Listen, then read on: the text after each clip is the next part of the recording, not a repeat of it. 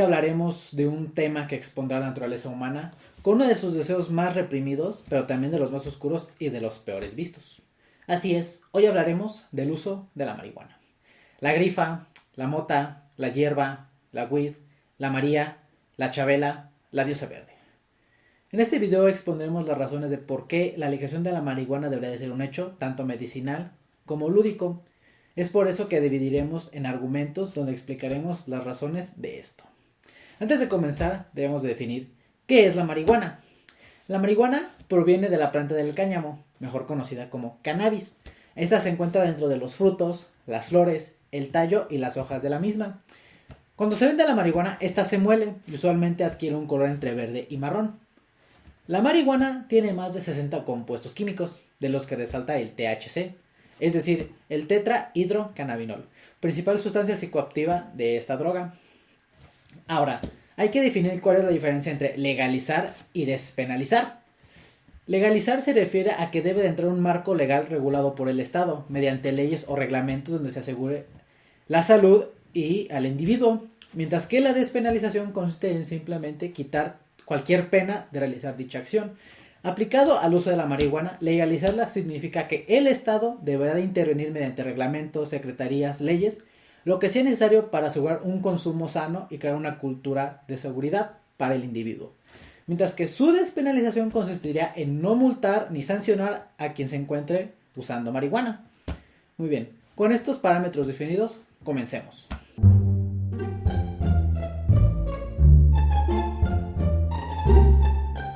A nivel internacional, el negocio de venta y compra de la marihuana deja ganancias con una cifra aproximada de $5,381,748,982.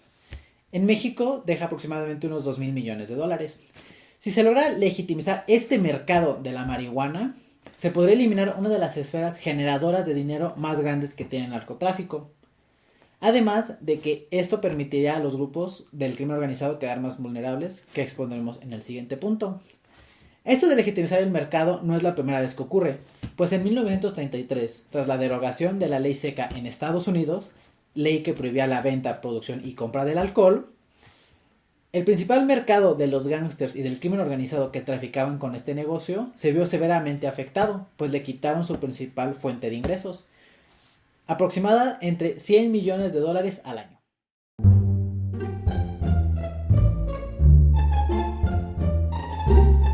La guerra contra el narcotráfico se basa en una serie de ideales en las que, reforzando las Fuerzas Armadas del Estado, llámese la policía, el ejército, la marina o la Guardia Nacional, más mejorando su armamento, su equipo y el número de integrantes, se podrá realizar un frente efectivo contra el tráfico de drogas. Los países y lugares en los que se ha establecido una guerra contra el narcotráfico no ha rendido buenos frutos. De las primeras que se tiene registro es precisamente la de la ley seca. Tras su promulgación, en 1920 quedó prohibida toda venta, consumo y producción del alcohol, negocio que la gente del crimen organizado aprovecharía para hacerse de dinero, y efectivamente así lo hizo. Esto provocó que las bandas del crimen organizado y los gángsters se enfrascaran en violentas y en encarnizadas luchas por controlar este negocio. Tan solo en la ciudad de Chicago se produjeron 500 muertes. Tras la derogación de la ley seca en 1933, se eliminó la principal fuente de ingresos de estas bandas del crimen organizado, que vendría siendo el alcohol, lo que permitió que estos quedaran mermados y el Estado tomara mejores opciones contra ellos. Pero no nos vayamos tan lejos ni tan atrás. Vamos a un ejemplo más local y más actual: la guerra contra el narcotráfico en México. Este conflicto armado inició en el 2006 bajo el mandato del entonces presidente Felipe Calderón, con el pretexto de eliminar a las bandas del crimen organizado y el tráfico de drogas. A 14 años de haberse iniciado estos conflictos, se ha cobrado oficialmente la vida de 250,547 personas. Muertes producidas por los encarnizados y violentos enfrentamientos entre las bandas del crimen organizado y las Fuerzas Armadas del Estado. ¿Les suena familiar? Bueno, este tipo de políticas contra el crimen organizado no favorecen al individuo y mucho menos al pueblo, pues solamente incrementaron el número de enfrentamientos violentos que han cobrado la vida de inocentes y solamente aumentó el número de participantes dentro del tráfico de armas y de drogas. Si se logra legitimizar la marihuana, se eliminaría, como ya comentamos, la principal fuente de ingresos de estos grupos, lo que los dejaría mermados y vulnerables. Así, el Estado podrá concentrar sus recursos y sus fuerzas en golpes estratégicos y efectivos para terminar con el crimen organizado y con el narcotráfico. Además de que se reducirían notablemente los enfrentamientos del crimen organizado con las fuerzas del Estado, lo que proveería de paz por un tiempo a la población.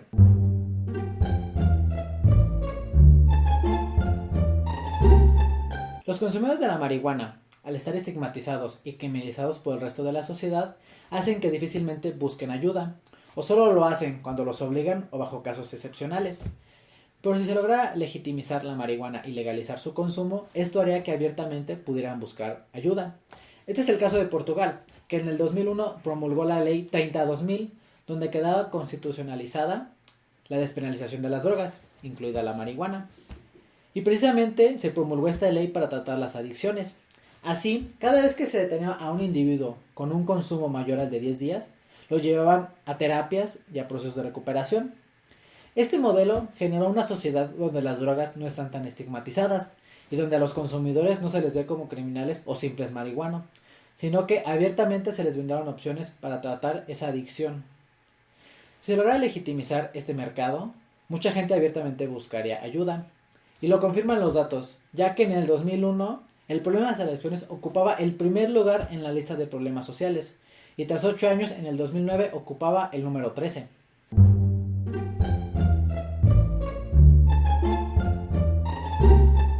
En los años 70, Holanda legalizó el uso de la marihuana, así como con Portugal. Y el caso es el mismo, puesto que se creó un modelo de una sociedad donde las drogas no están estigmatizadas y donde es fácil buscar ayuda. Además, las cifras no mienten, pues la media de consumo de marihuana en Europa es de 6.8, mientras que en Holanda es del 5%, y la mayoría del consumo viene del llamado turismo de drogas. Además, según datos de la ONU, entre el 3.5 y el 7% de la población mundial entre los 15 y 64 años de edad han consumido alguna droga ilegal. Pero los niveles de adicción a esta son mucho menores de lo que ustedes piensan, pues entre el 0.3 y 0.8% de esta población se hizo adicta a las drogas que consumían. Esto equivale a decir que solo 12 de cada 100 personas se vuelven adictas, lo que significa que el 88% restante no se vuelven dependientes a estas drogas.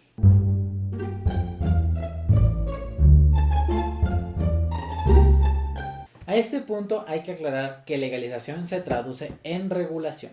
Como ya vimos al principio, tras la legalización de cualquier producto o acción debe de entrar un marco legal. Es por eso que al adoptar un enfoque de salud pública, como lo es la legalización de la marihuana, implica diseñar e instrumentar una gama de intervenciones que permita al Estado poder asegurar la salud y seguridad de sus individuos. Para la Organización Mundial de la Salud, una política de regulación puede definirse como una serie de gamas e intervenciones mediante reglamentos, leyes y reglas cuyo propósito sería servir a la salud pública y al bienestar social. La elección de la marihuana ha traído consigo leyes para su regulación y su consumo, como lo sería la Ley 30/2000 en Portugal, o las leyes generales de salud, que regulan la cantidad máxima que puede portar un individuo. En el caso de nuestro país, la diputada Olga María del Carmen Sánchez presentó la iniciativa de expedir una nueva ley, la Ley General para la Regulación y Control de la Cannabis. En esta, el Estado tendría la capacidad de acompañar al mercado del cannabis en su supuesta legalización, con información, estándares de calidad, monitoreos, verificaciones y procesos de evaluación. Además de que se compromete a equilibrar el comercio con la salud de los individuos. Así podrá respetar la autonomía de los individuos sin poner en riesgo a los mismos o sin que esta autonomía dañe a otros, propiciando un ambiente de consumo genuino y de cultura, conociendo así la información y riesgos del consumo. Asimismo, el diputado Mario Delgado Carrillo propuso la creación de una secretaría que regule este tipo de actividades, la Canasalud, en la que esta funcionaría como un intermediario entre la ley y los individuos con la marihuana, con el objetivo de frenar los intereses mercantiles que buscan utilidades de este tipo de regulaciones. La legalización de la marihuana se puede regular mediante la implementación de reglamentos y leyes, o las instituciones como sería Canasalud y la Ley General del Control y Regulación de la Cannabis. Además, se hace así con los productos como el tabaco o el alcohol, que son regulados y tienen que tener información de calidad y todo el tipo de procesos por los que conlleva el consumo. Además, su legalización le permitirá al Estado cumplir con los siguientes puntos: respetar la autonomía de las personas, proteger la salud de las personas ante un producto psicoactivo, minimizar las alteraciones potenciales que tendrán estos productos sin una regulación o una supervisión, promover la información basada en evidencia sobre etiquetado y condiciones de consumo, proteger a la población más vulnerable, que serían los niños y los jóvenes, además de que pueden establecer la venta del cannabis como un servicio social responsable.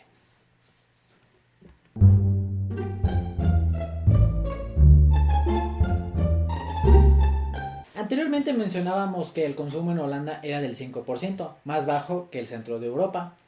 Además mencionábamos que este consumo en su mayoría se debía al turismo de drogas.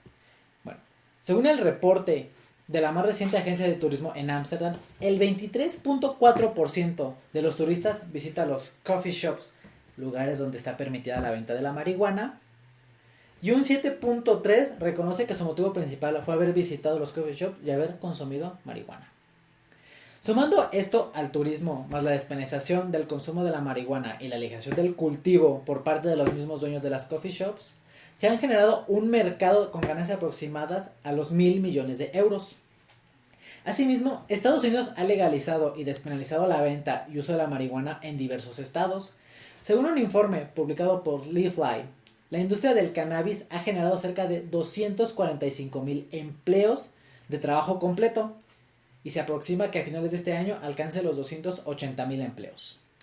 La organización estadounidense Tax Foundation reporta que el estado de Colorado recaudó $244 millones de impuestos en el tiempo comprendido entre enero y noviembre del 2018, convirtiendo a la legalización de la marihuana y su producción en su sexta fuente de ingresos.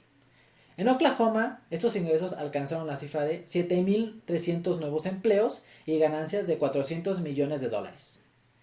Por otro lado, acorde a estimaciones de la organización Semáforo Delito Nacional, la regulación y legalización de la marihuana en México podría generar una industria de $6,000 millones. Su venta estaría sujeta al impuesto especial sobre producción y servicios, como sucede con el alcohol y el tabaco, sustancias que recaudaron en conjunto un total de $76 millones en el 2017. La creación de estos mercados rectifica nuestros primeros argumentos, que la legalización de la marihuana no solamente eliminaría el narcotráfico, sino que permitiría legitimar un mercado que a su vez generaría impuestos y trabajos a la gente de México y el resto del mundo.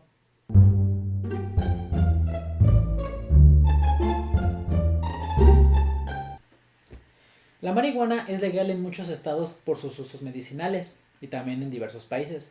Cabe aclarar que es exclusivamente legal para su uso medicinal y no para uso lúdico. Entre los países y lugares que la permiten están México, Estados Unidos, Chile, Holanda, Portugal, Alemania, Argentina, Finlandia, Uruguay, etc. Y entre los estudios y beneficios que tiene la marihuana se encuentran los siguientes. Una investigación médica revisada por Norm.Organization ha demostrado que la marihuana contiene propiedades anticancerígenas. Un estudio titulado Marihuana y Salud por parte del Instituto Nacional de Abuso de Sustancias y Drogas de los Estados Unidos compiló los padecimientos para los que se ha demostrado la efectividad de la marihuana al momento de tratarlos, entre los cuales están el cáncer, el glaucoma, la epilepsia, la ansiedad, la depresión, el trastorno de sueño, la esclerosis múltiple, el síndrome de Tourette, el Parkinson, el Alzheimer, la osteoporosis y la diabetes. Además, entre sus utilidades benéficas fuera de tratar enfermedades se encuentran antiinflamatorio, analgésico, repara el tejido nervioso, relajante muscular, antitumoral, antináusea, antiespasmódico, antipsicótico, antioxidante e inductor del sueño. Además, si se legalizara el uso lúdico de la marihuana, podríamos decir que toda la gente se vería beneficiado por este tipo de elementos, ¿no lo creen? Puesto que si alguien hace uso de marihuana por mera diversión y uso lúdico, sí se verá beneficiado, puesto que adoptará todos los elementos y beneficios que aporta la marihuana.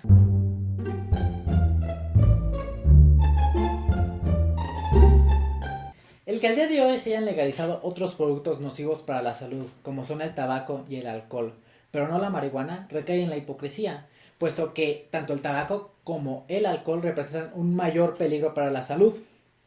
El alcohol tiene alrededor de 250 millones de consumidores en el mundo y una tasa de mortalidad de 3.3 millones de muertes al año. Es decir, una de cada 20 muertes es producto del consumo del alcohol. Mientras que el tabaco es sumado por el 20% de la población mundial, es decir, unos 1.000 millones de personas, con una tasa de mortalidad de 2.7 millones de personas al año. Por otro lado, el alcohol era ilegal en 1920, como ya vimos por la mentada ley seca.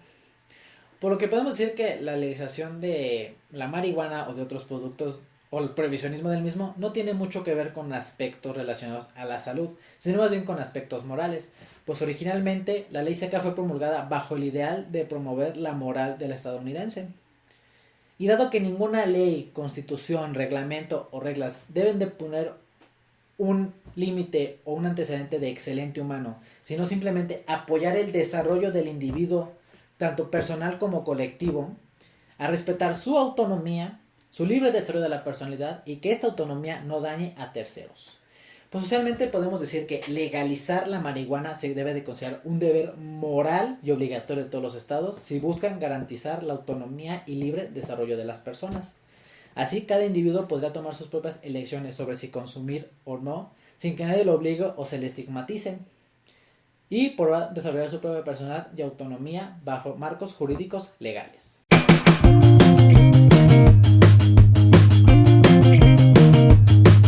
El tema de legalizar la marihuana es muy delicado, así como lo es la prostitución, la eutanasia o el aborto. Pero hay que reconocer que cuando a estos temas se les agrega la palabra legalizar, la cosa cambia, pues así entraría el Estado asegurando un marco legal donde se brindaría seguridad hacia los consumidores, se procuraría su salud, se generarían trabajos e impuestos para el país que la legalizara, además de que, como ya vimos, poder reducir la cantidad de conflictos armados que rondan este tipo de temas, debilitaría al crimen organizado y al tráfico de drogas.